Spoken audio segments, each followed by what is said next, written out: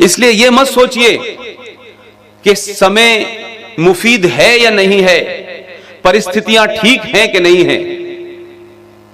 जिस दिन से भी आप ये कार्य शुरू कर देंगे, मुझे लगता है कि इस देश में अगर हम एक कट डेट भी ले लें 1947 की, उससे पीछे के बारे में बहुत सारी बातें हैं, कही जा सकती हैं, लेकिन 47 ऐसे लगता है जैसे कल की घटना हो। 47 के बाद से लेकर के 2014 तक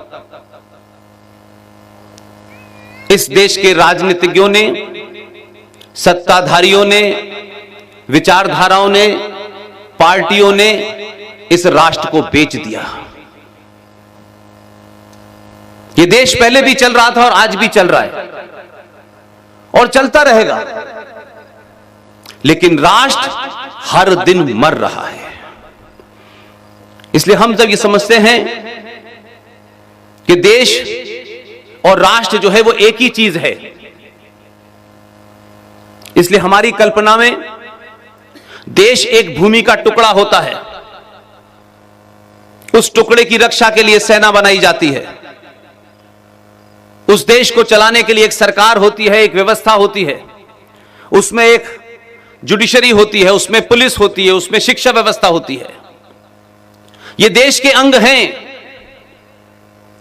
लेकिन दुनिया की सबसे पुरानी सभ्यता के मानने वाले, पूरी दुनिया को ज्ञान देने वाला समाज आज सबसे ज्यादा अंधकार में है।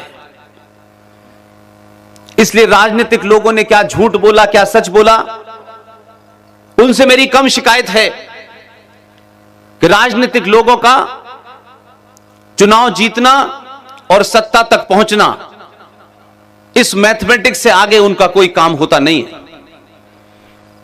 लिहाजा राजनीतिक लोग नारे और नैरेटिव भी अपने स्वार्थ के हिसाब से बनाते हैं कि इस नारे से कितना फायदा होगा और यह नारा कब तक चलेगा। लेकिन मैं मानता हूं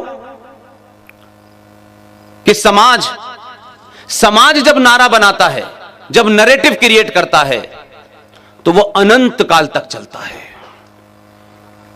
लिहाजा हम सरकारें बदलते हैं, व्यवस्था में कुछ थोड़ा बहुत बदलाव होता है, लेकिन कुल मिलाकर के ये देश कभी तेज गति से, कभी हल्की गति से चलता रहता है।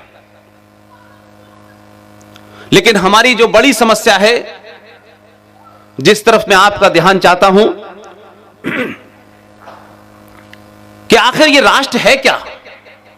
हम नेशन की बात करते हैं, तो नेशन और देश में, कंट्री में फर्क क्या है। तो जब आप इसको मिक्स कर देते हैं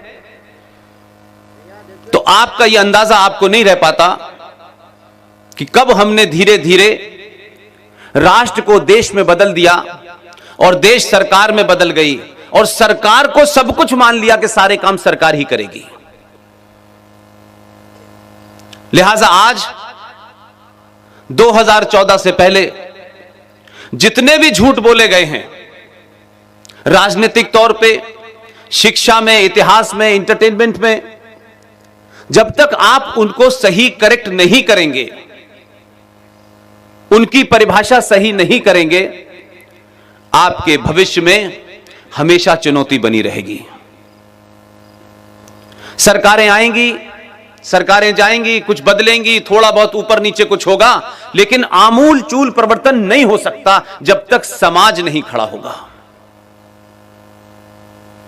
इसलिए मुझे यह लगा कि हमारे देश में खासतौर से एक वर्ग है, उसे हमेशा पॉलिटिकली करेक्ट होने का शौक है।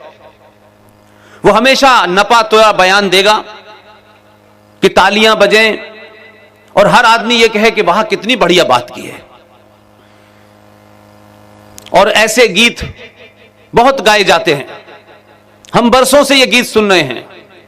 गंगा जमुना तहजीब, हम सब भाई भाई हैं, मजहब नहीं सिखाता आपस में बैर रखना, हिंदी है हम वतन है हिंदुस्तान हमारा। ये तमाम वो नारे थे जो आपके शत्रु ने बनाए और आप उन शत्रुओं के नारों को अपने घर और परिवार में और देश में रोज चिल्ला चिल्ला करके गाते हैं।